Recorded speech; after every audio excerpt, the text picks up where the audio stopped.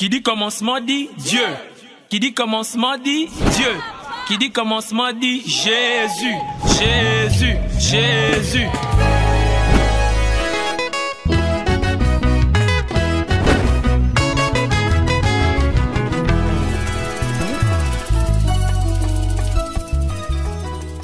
Bonjour, bonsoir, madame, messieurs, jeunes frères en Christ.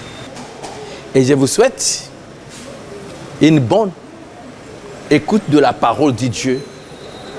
En même temps, au nom du Seigneur Jésus-Christ, je vous souhaite la guérison si vous êtes malade.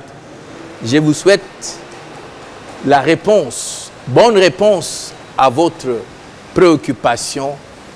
Et bon voyage si vous allez voyager après cette émission. Toutes les bonnes choses au nom du Seigneur Jésus-Christ. Amen. Avant d'évoluer, je vous invite à prier avec moi en ce moment. Père, nous te sommes reconnaissants. C'est l'heure de ta gloire. Que ton esprit soit à l'œuvre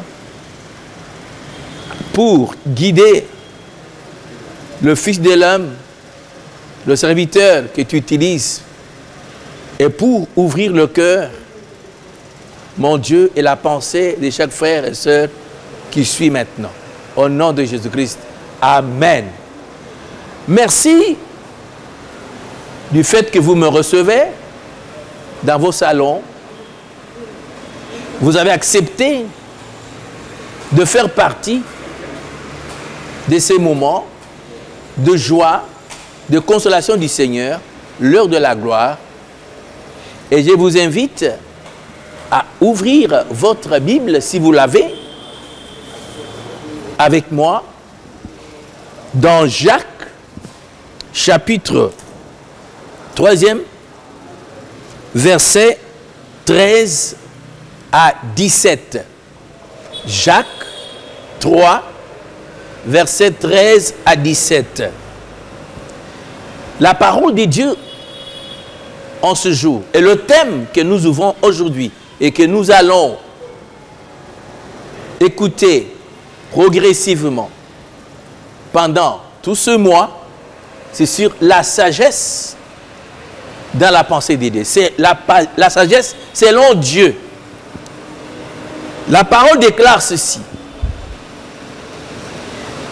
Lequel d'entre vous est sage et intelligent, qu'il montre ses œuvres par une bonne conduite, avec la douceur de la sagesse. Mais si vous avez dans votre cœur un zèle amer, un esprit de dispute, ne vous glorifiez pas et ne mentez pas contre la vérité. Cette sagesse n'est point celle qui vient d'en haut, mais elle est terrestre, charnelle, diabolique. Car là où il y a un zèle amer et un esprit de dispute, il y a du désordre et toutes sortes de mauvaises actions. La sagesse d'en haut est premièrement pure, ensuite pacifique, modérée, conciliante, pleine de miséricorde et de bons fruits, exempte de duplicité et d'hypocrisie. Dites Amen là que vous êtes. Mon frère, ma sœur, je vous ai dit qu'aujourd'hui, nous commençons un thème très important, la sagesse dans la pensée de Dieu, la sagesse selon Dieu. Ce sujet de la sagesse est très important. Je vous demande de grâce, ne ratez aucune séance de cette émission pendant tout le mois. Nous sommes au mois d'octobre maintenant. Et nous avons commencé aujourd'hui, le 13 octobre. Nous allons écouter ce sujet, ce thème, tout ce mois. Et c'est très important parce que nous parlons de la sagesse selon Dieu. Dire sagesse selon Dieu, c'est-à-dire sagesse selon la Bible, la parole de Dieu. La Bible qui nous parle de la volonté de Dieu. Mais aujourd'hui,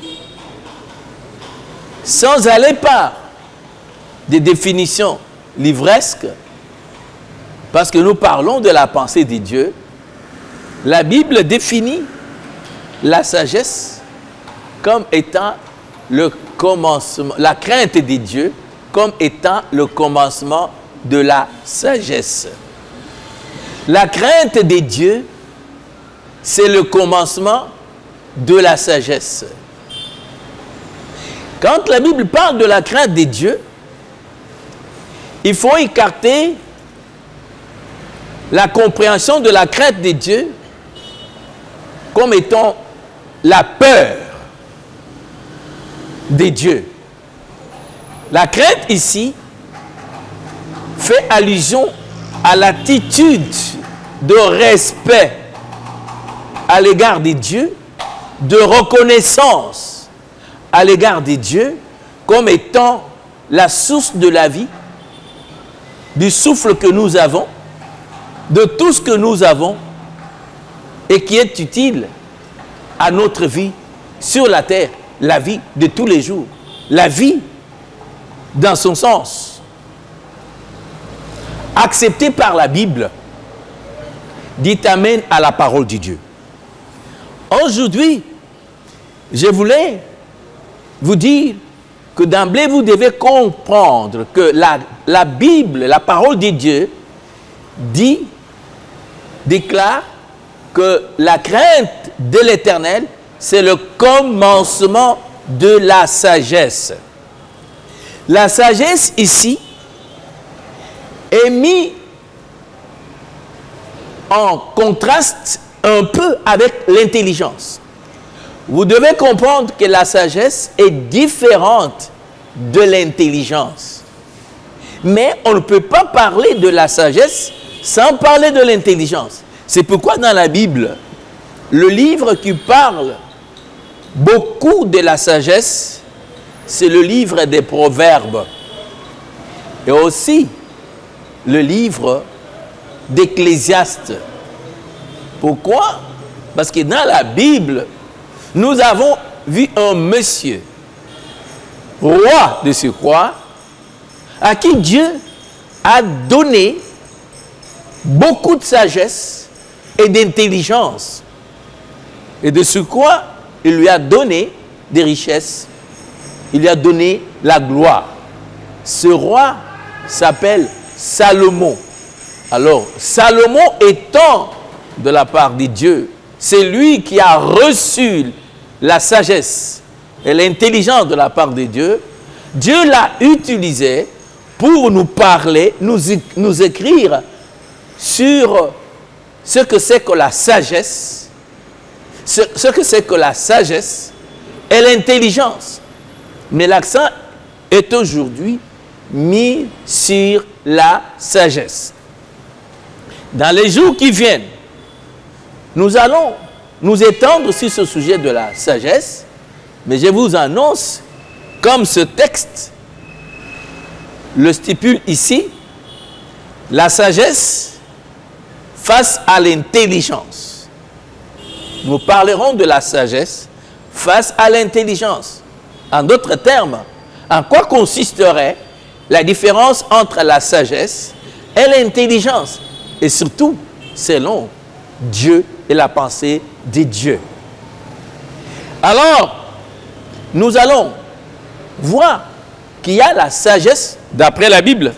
Selon le monde, la compréhension de la sagesse, selon le monde, nous écouterons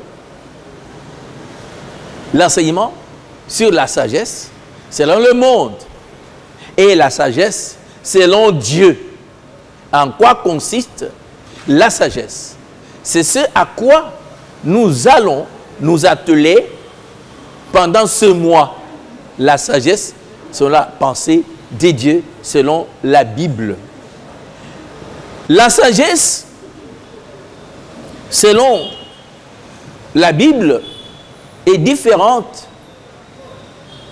de l'intelligence. Et même en pratique, la sagesse est différente de l'intelligence. Mais la Bible met l'accent sur la sagesse comme étant plus importante que l'intelligence. Je voudrais quand même, en donnant quelques exemples, vous expliquer que la sagesse, c'est cette connaissance, cette aptitude avec laquelle on utilise l'intelligence. On peut être intelligent, très intelligent, mais sans être sage. Mais la sagesse nous aide de manière pratique à utiliser notre intelligence dans la vie de tous les jours, en relation avec vous-même, en relation avec votre entourage, de manière utile à la société. Est-ce que vous êtes sage? Nous sommes nés avec une dose de sagesse, une dose d'intelligence. La sagesse et l'intelligence doivent être capitalisées.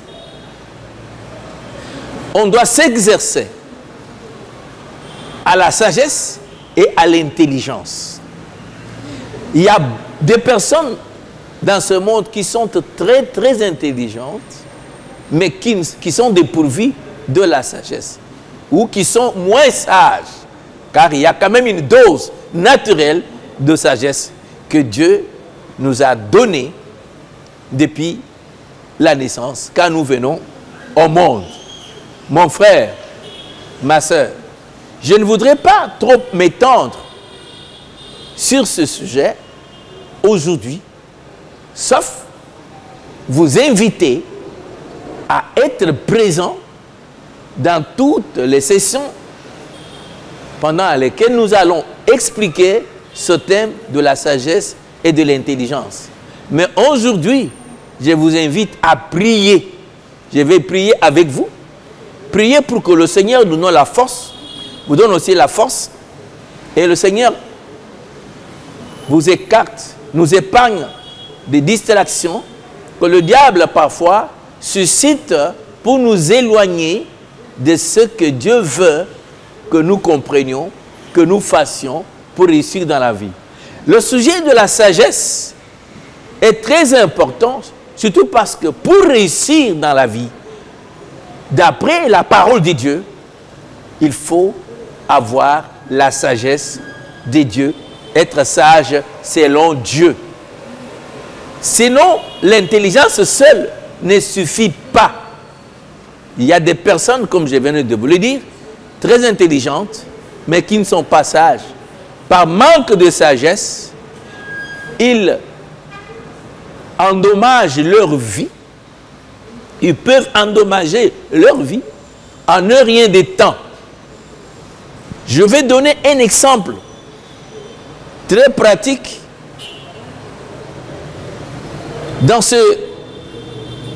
Pendant ce jour, nous avons vu par l'internet, sur l'internet, nous avons vu une dame qui était maltraitée, frappée, dévalorisée, et on voyait quelques agents de l'ordre qui maltraitaient cette dame, mais la dame criait, pleurait, et la dame se référait à Dieu, invitait Dieu dans ce problème comme juge. Toutes les personnes qui ont vu ce scénario sur Internet, en tout cas, on devrait s'indigner de ce comportement. On a dit, qui a fait ça? Mais la dame, en criant, elle pensait à son mari, avec lequel il a eu des enfants. Elle insinuait que ce mauvais traitement venait de son mari, qui n'était pas sur place. Mais après, on a compris que notre pays, s'inscrivant pour l'état de droit, nous avons suivi que ce dossier est tombé dans les mains de nos juristes, de nos juges, et il y a eu des conséquences dans la vie de cet homme, le mari de cette dame. Peut-être que vous ne le savez pas si vous avez eu donc accès à ces images. D'après ce qu'on m'a dit, les instances judiciaires ont décidé, sans atermoiement, pour que ce monsieur, qui est juriste de surcroît, professeur d'université, et cet homme a perdu son travail, il a endommagé sa carrière d'enseignant, et il a aussi on a mis fin à sa carrière en tant que juriste, homme de droit.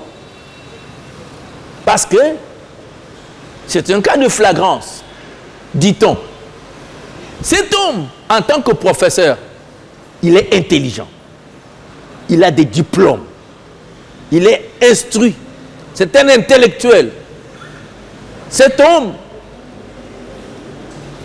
est, d'après ce qu'il est, devrait être le modèle dans la société en tant qu'enseignant et enseignant d'université.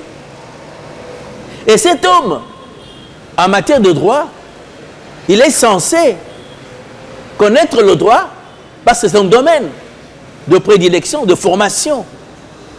Dit-on, nul n'est censé ignorer la loi.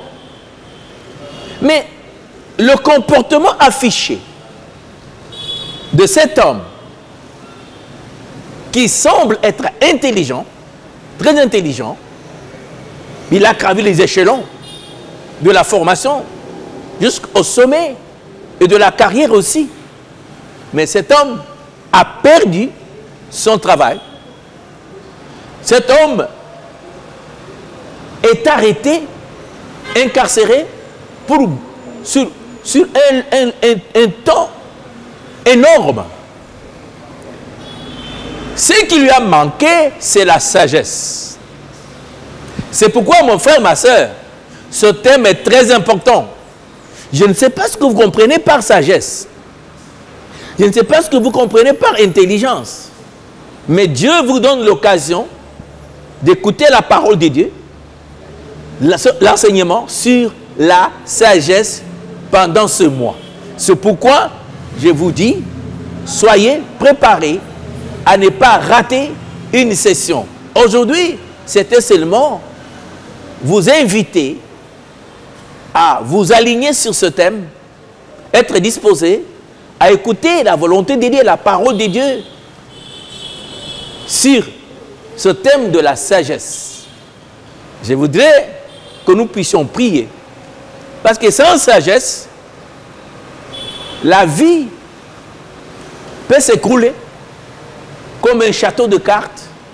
Sans sagesse, les efforts déployés dans la vie peuvent être anéantis du point de vue comportemental. La sagesse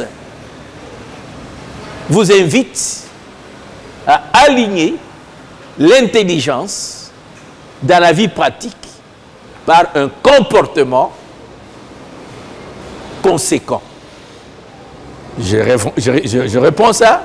La sagesse vous invite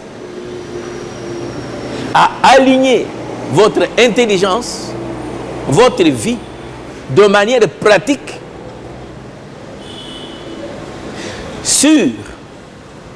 de manière pratique, dans votre comportement, dans votre caractère. La sagesse, la Bible déclare qu'elle est plus importante que l'or et que l'argent. La sagesse, on doit la rechercher plus que de l'or, plus que de l'argent. Alors pendant ce thème, pendant ce mois, nous allons écouter la parole de Dieu sur la sagesse et nous allons aussi demander à Dieu de nous donner la sagesse. Avec la sagesse, votre mariage sera paisible et sera réussi. Avec la sagesse, votre carrière sera donc réussie. Avec la sagesse, votre vie dans la famille sera un succès. Avec la sagesse, vous allez réussir et de manière efficace ce que vous faites dans la vie. Que mon Dieu vous bénisse à sa parole. Avant de terminer, je voudrais prier avec vous, tout en vous disant ceci. Vous suivrez cette émission sur APIC TV chaque mardi à 16h, chaque samedi, plutôt 15h45. Et vous suivrez aussi cette émission à 23h15. L'heure de la gloire. L'heure de la gloire, selon Dieu. L'heure d'écouter quelle est l'importance de la sagesse dans votre vie pendant ce mois. Je vous invite à prier avec moi. Je ne sais pas quel problème vous tourmente maintenant, mais je voudrais prier pour vous et prier avec vous. Si vous êtes malade, je vous invite à penser au Seigneur en mettant la main sur le lieu de la douleur pendant que nous prions. Père, tu es le Tout-Puissant. Je demande que tu guérisses ce frère, cette sœur, cette personne malade qui te fait confiance. Ta main n'est pas courte. Que la maladie quitte le corps maintenant. Maladie, je t'ordonne au nom de Jésus de libérer l'organisme de tous les malades qui me suivent maintenant. J'ordonne que toute douleur disparaisse. Seigneur, que l'air aspiré devienne le médicament.